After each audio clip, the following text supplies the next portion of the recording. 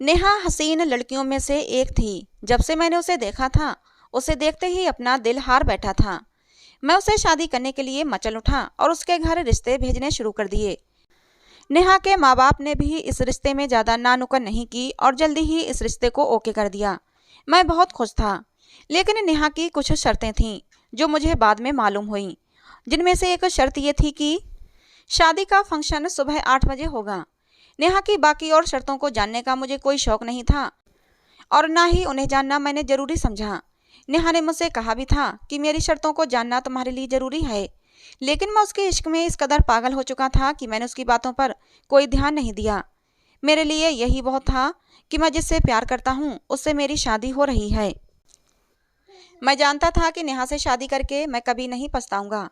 14 फरवरी से एक दिन पहले संडे के दिन नेहा से मेरी शादी तय हो गई। नेहा के साथ मेरी शादी हो रही है, ये सोच सोच कर मैं फूला नहीं समा रहा था।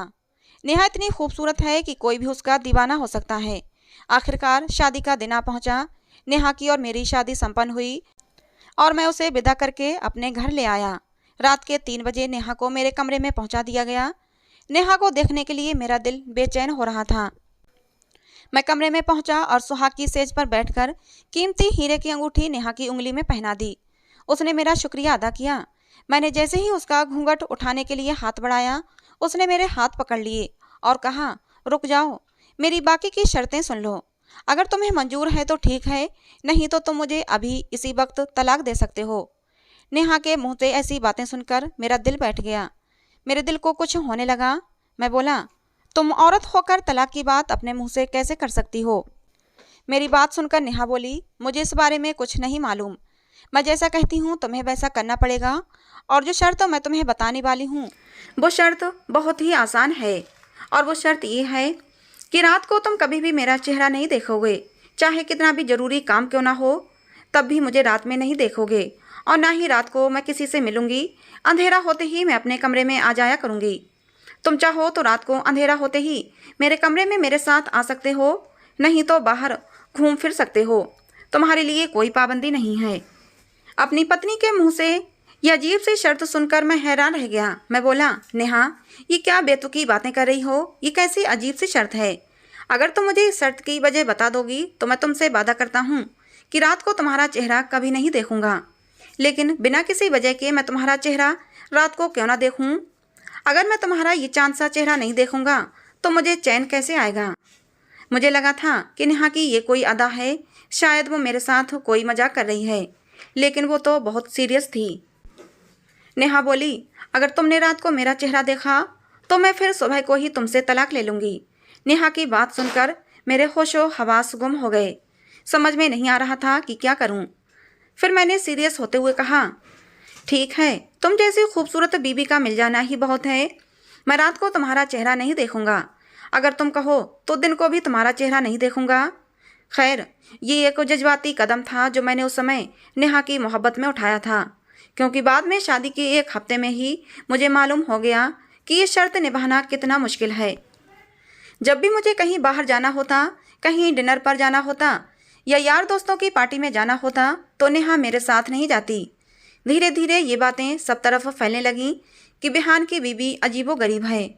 कुछ लोगों ने इसे नेहा की शराफत समझा तो कुछ लोगों ने अजीबो गरीब किस्से बनाना शुरू कर दिए। मैं बहुत ज़्यादा तंग आ चुका था। अब तो नेहा ने अजीबो गरीब हरकतें करना शुरू कर दी। उसने हमारे कमरे की सारी लाइट्स खराब कर दी और उन्हें कमरे से बाहर निकाल दिया। मैंने कहा, नेहा, ये क्या हरकत है? ये सब क्यों कर रही हो? तो वो बोली, मैं ऐसा इसलिए कर रही हूँ क्योंकि रात को कहीं तुम गलती से लाइट ऑन ना कर दो और कहीं मेरा चेहरा ना देख लो। नेहा की ऐसी हरकतें देखकर अब मेरा शक यकीन में बदलता जा रहा था कि जरूर कुछ ना कुछ बात है। आखिर नेहा के चेहरे में ऐसी क्या बात है जो रात को मैं उसके चेहरे को नहीं देख सकता? लेकिन हम दोनों में जो वादा हुआ था, मैं उस वादे पर अटल था।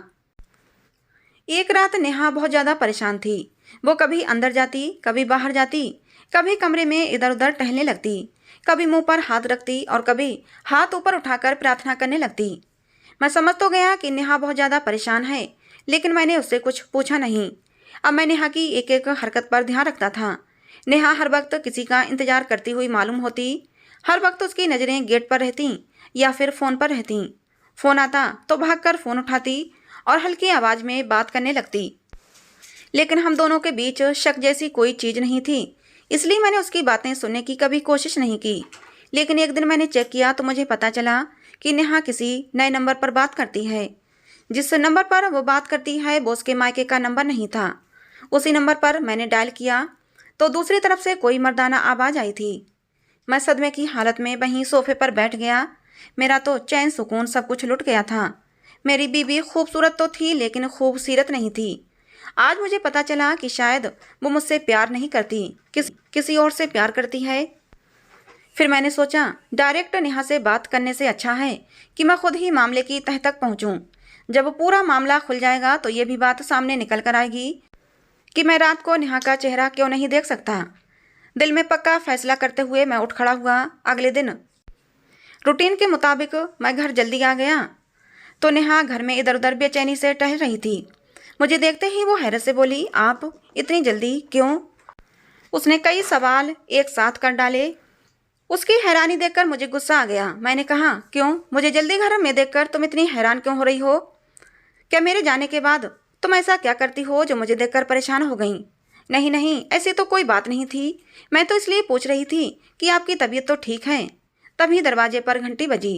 मैंने दरवाज़ा खोला तो सामने एक आदमी खड़ा था। लेकिन उस आदमी को देखकर मुझे गुस्सा नहीं आया, क्योंकि वो आदमी मेरा दोस्त था। इंस्पेक्टर की वर्दी में खड़ा मेरा दोस्त तो विक्रम था। विक्रम को सामने देखकर मेरा सारा गुस्सा झाग की तरह बैठ गया।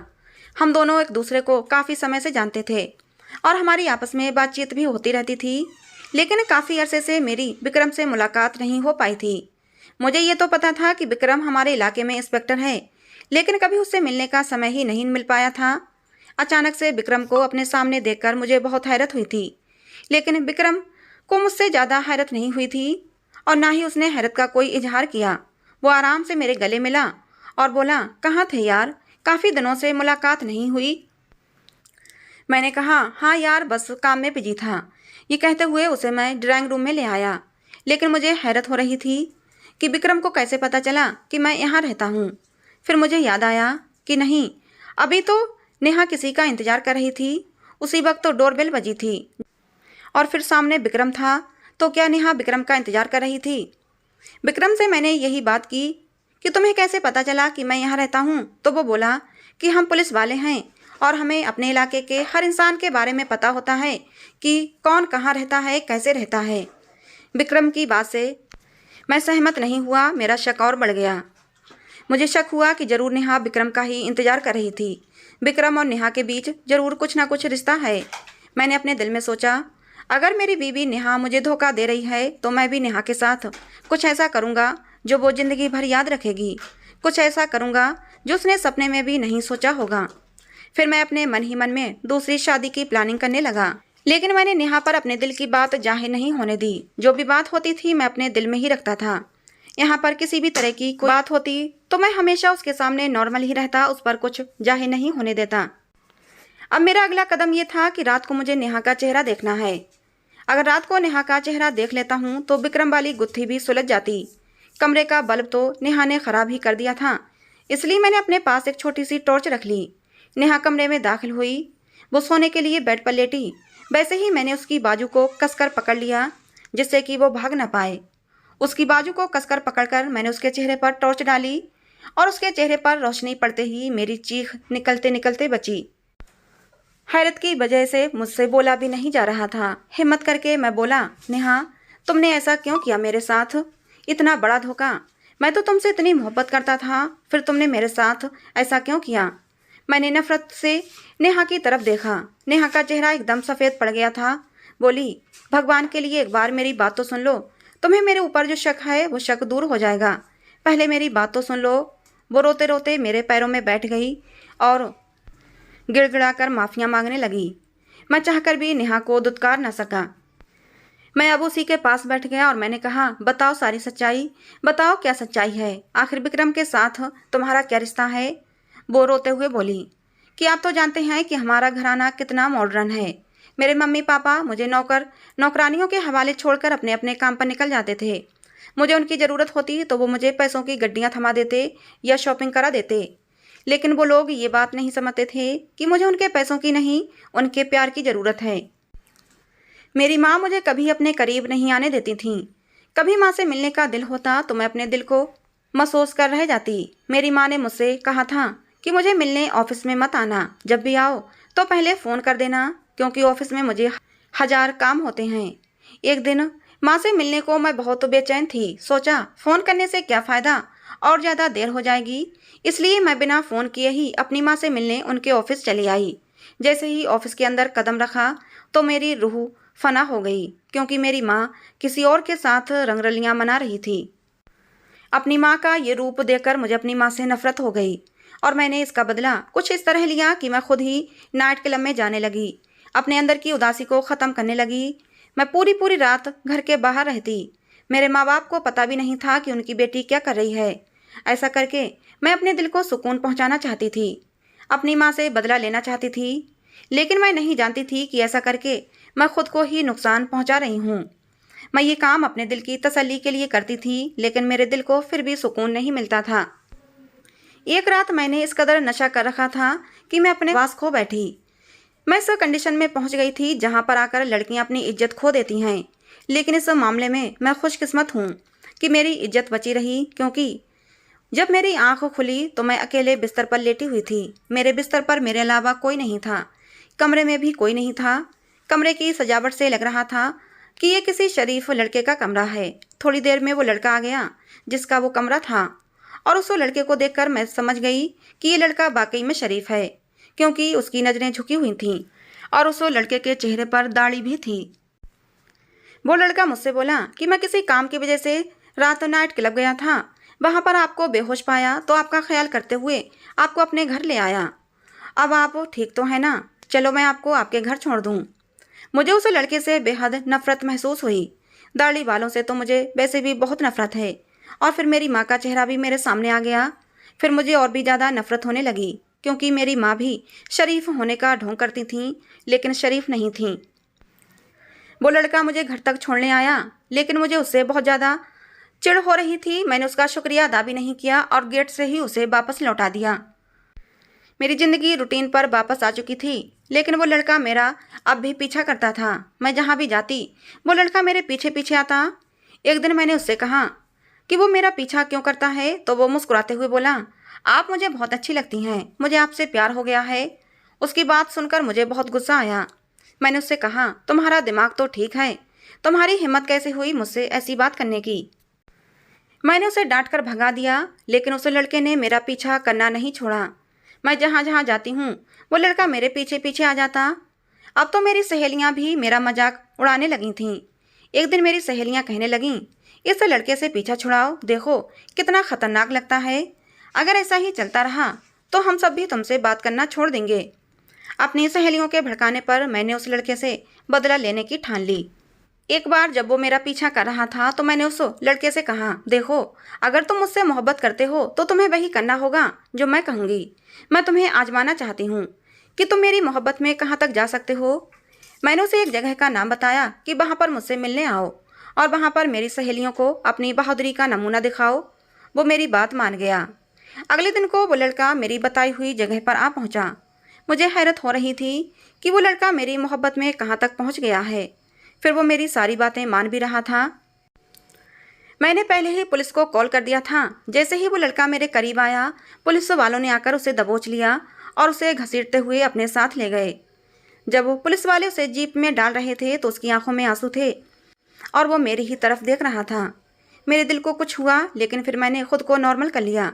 मैं और मेरी सहेलियाँ खिलखिलाकर हंस पड़े थे कि इस लफंगे लड़के को हमने सजा दिलवा दी। अगले दिन मेरी सहेलियों ने कहा कि यार उस मजनू को जाकर देख तो आओ कि उसकी क्या हालत है। सहेलियों के भड़काने पर मैं उस लड़के से मिलने के लिए थाने पहुंची। जैसे ही मेरी नज़र उस लड़के पर पड़ी, मेरा दिल धक से रह गया। पुलिस वालों ने मार मार कर उसका कचूमर निकाल दिया था। उसके सर से खून बह रहा था, आंखों के पास भी चोट लगी हुई थी, होंठ भी सूजे हुए थे। मुझे उस लड़के पर बड़ा तरस आया, लेकिन फिर मैंने खुद को संभाल लिया। मुझ पर नज़र पड़ते ही उस लड़के की आंखों में मोटे मोटे आंसू आ गए। मुझे देखकर वो बोला, उस लड़के ने आसमान की तरफ देखते हुए कहा, मैंने अपना मामला खुदा पर छोड़ दिया है, तुमने मेरा चैन लूटा, मेरी ज़िंदगी बर्बाद की। मैं भी तुम्हें बद्दुआ देता हूँ कि तुम्हारी रातें कभी पुरसुकून नहीं गुजरेंगी। तुम भी हर रात दर्द से गुजरोगी, हर रात मुझे याद करके तड़पोगी। उसकी बद्दुआ से मेरा दिल दहल गया, लेकिन मैंने ज़्यादा परेशानी का इजहार नहीं किया। सुबह 8 बजे के टाइम मैं उस लड़के से मिलने गई थी। हम सब सहेलियों की आदत थी कि हम रात भर जागते थे और दिन को सोते थे। मैं उस लड़के से मिलकर वापस आ गई और अपनी सहेलियों के साथ खूब मौज मस्ती करने लगी। उस लड़के को मैं बिल्कुल भूल गई थी। दोपहर को आकर मैं सो गई, लेकिन जब शाम को मेरी आँख खुली तो मुझे अपने चेहरे पर जलन सी महसूस हुई। धीरे धीरे ये जलन बढ़ती ही गई और फिर रात होते होते मेरे चेहरे पर भयानक जलन होने लगी। मैंने खुद का चेहरा शीशे में देखा तो मेरी चीख निकल गई। मेरा चेहरा इतना ज़्यादा बदसूरत हो चुका था कि मुझे खुद से ही नफरत हो रही थी। मैंने उसी समय अपने चेहरे पर मास्क लपेटा और उसी समय डॉक्टर के पास गई और डॉक्टर से दवा लेकर आई। चेहरे पर मैंने दवा लगाई, थोड़ा सुकून मिला, फिर मैं सो गई। सुबह उठी तो मेरा चेहरा बिल्कुल साफ था। मैंने सोचा चलो अच्छा हुआ कि इस बीमारी से मुझे छुटकारा मिल गया, लेकिन शाम होते होते मेरे चेहरे पर फिर से वही हाल हो गया। मैं जलन के मारे तड़पने लगी। मैं फिर से डॉक्टर के पास गई और उससे बहस करने लगी कि तुमने मुझे गलत दवा दी है। मैंने दूसरे डॉक्टर से दवा ली, लेकिन कोई फ़ायदा नहीं हुआ। रात को मेरे चेहरे पर भयानक जलन होती और मेरा चेहरा बहुत ज़्यादा बदसूरत हो जाता। बहुत ख़तरनाक दाने मेरे चेहरे पर आ जाते। सुबह होते होते ठीक हो जाते। मैंने कई डॉक्टर बदल डाले, लेकिन कोई फ़ायदा नहीं हुआ। अब मैं समझ गई कि ये उसी लड़के की बद्दुआ का असर है। मैं उस लड़के को खोजने लगी कि काश वो लड़का मुझे मिल जाता तो मैं उससे माफ़ी मांग लेती। पता नहीं वो लड़का किस हाल में होगा और कहाँ होगा। विक्रम को मैंने इसलिए राब्ता किया था जिससे कि विक्रम उस लड़के को ढूंढकर मेरे सामने लाए और मैं उससे माफ़ी मांग सकूं। लेकिन विक्रम अभी तक उस लड़के का पता नहीं लगा पाया है। पता नहीं वो लड़का कहाँ गया। नेहा के मुंह से ये सारी कहानी सुनकर मैं भौचक्का रह गया। एक मासूम से दिखने वाली लड़की क्या से क्या कर सकती है, मैं सोच भी नहीं सकता था। चेहरे से इतनी मासूम और अंदर से इतनी खतरनाक। मैंने नेहा के चेहरे की तरफ देखा। उसका चेहरा इतना ज़्यादा बदसूरत था कि देखा नहीं जा रहा था और ये तकलीफ वो हर रात झेलती थी। ये उसके कर्मों की सज़ा थी जो उसे मिल रही थी। लेकिन अब नेहा पर से मेरा एतबार उठ गया था। अब शायद ही मैं कभी नेहा से मोहब्बत कर सकूं।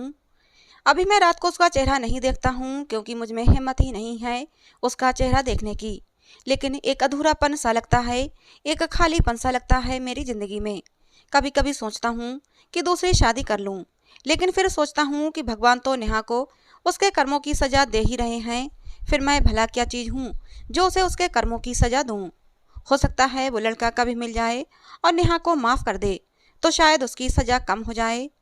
मैं उस दिन का इंतज़ार कर रहा हूँ कि शायद मेरी ज़िंदगी में खुशियाँ वापस लौट आएँ। तो दोस्तों, आपको ये कहानी कैसी लगी कमेंट बॉक्स में ज़रूर बताना। कहानी पसंद आई हो तो प्लीज़ लाइक करना। ऐसी और कहानियों के लिए हमारे चैनल को भी सब्सक्राइब करना। कहानी को अंत तक सुनने के लिए आप लोगों का बहुत बहुत धन्यवाद।